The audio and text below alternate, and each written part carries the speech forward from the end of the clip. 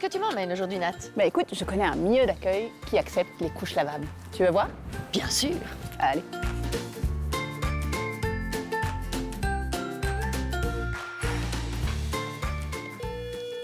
Oui, bonjour. Oui, bonjour Yasmina, c'est Nathalie et Virginie. Entrez, je vous attends au bout du couloir. Super, à tout de suite.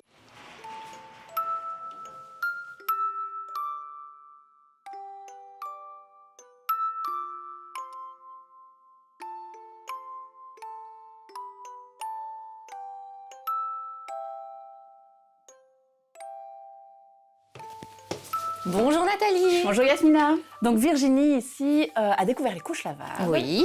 Elle est persuadée, prête à partir et je viens justement lui montrer comment ça se passe avec le milieu d'accueil. Nous avons vraiment deux spécificités dans cette crèche. D'abord, c'est son public. Elle a été ouverte avec une attention particulière d'accueillir les enfants des étudiants de la haute école. Parce que nous sommes implantés au sein de Elmo, donc au sein de la haute école. Ce n'est pas que des étudiants, hein. Nous avons aussi de tout venant. Et la deuxième particularité, c'est que nous fonctionnons non pas en section d'âge, comme souvent dans les crèches, mais en section multi-âge. Toutes les tranches d'âge sont mélangées, donc de l'arrivée vers 3 à 5 mois jusqu'à leur rentrée à l'école. Donc voilà. Et troisième particularité, vous acceptez les enfants en couche lavable. Oui, ça m'étonne. Ce n'est pas pour moi une particularité, ça me semble normal. En fait, nous laissons le choix aux parents d'amener les langes qu'ils souhaitent, donc la marque qu'ils souhaitent, et que ce soit du jetable ou du lavable. Donc nous sommes ouverts à ce que eux proposent et ce que eux désirent pour leurs enfants.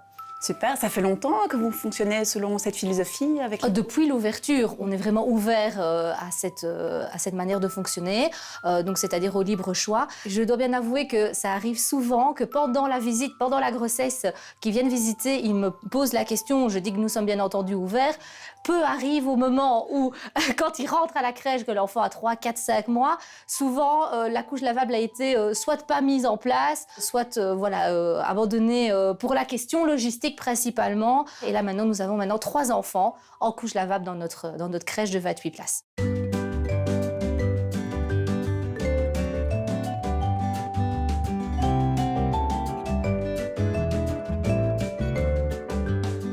Est-ce que vous avez dû modifier des choses ou faire des investissements spéciaux pour accueillir les parents dont les enfants sont en couche lavable?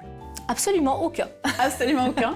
Absolument aucun. Ça n'a rien changé. Ça n'a rien changé. Est-ce que toi, ça a changé quelque chose dans ta façon de fonctionner en tant que responsable ou pas du tout? Est-ce que tu as un conseil à donner peut-être à une autre responsable de crèche qui se poserait la question? Ça ne change absolument rien et je pense qu'il faut aller vers l'écologie et puis, comme pour tout d'ailleurs, c'est même pas que pour les couches lavables, et aller dans la collaboration. Tant qu'il y a une bonne collaboration entre la crèche et la maison, entre les pratiques à la maison et les pratiques à la crèche, c'est l'idéal pour l'enfant et pour la communication avec le parent. Est-ce qu'on peut peut-être foncer dans la pratique et voir un peu comment ça se passe avec les enfants? Mais allons-y, je vais vous présenter Marie qui se trouve là-bas. Super, merci, on te suit.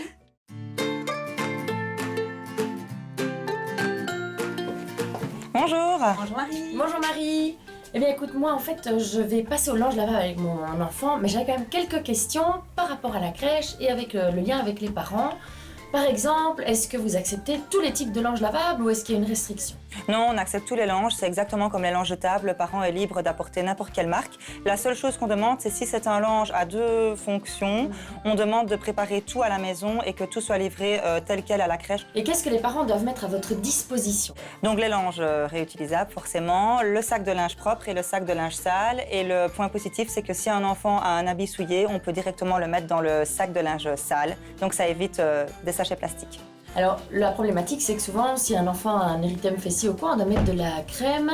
Dans ces cas-là, on ne peut pas le mettre dans le linge. Vous acceptez quand même qu'on vous mette des feuilles ou quoi à disposition? Oui, bien sûr, sans aucun problème. La seule chose, c'est qu'il faut amener le nombre de feuilles nécessaires, mais on les met de nous-mêmes sans aucune difficulté. Et alors, est-ce que vous avez vu des inconvénients, des avantages par rapport aux langes lavables pour les enfants que vous avez déjà ici accueillis? Les avantages, c'est écologiquement parlant, bien entendu, c'est un plus. Les seuls inconvénients qu'on peut avoir, c'est au niveau de l'urine.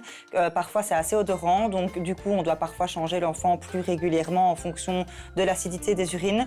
Mais une fois qu'on met le linge dans le linge sale, on ne sent plus rien, c'est hermétique. Qu'est-ce que vous avez comme conseil à donner pour des parents qui voudraient venir ici avec des langes lavables? La communication, c'est la clé, comme les langes jetables.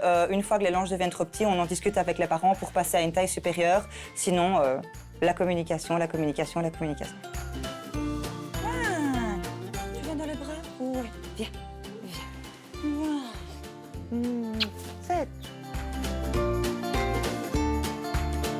Bon alors, prête à en parler à ton milieu d'accueil? À fond.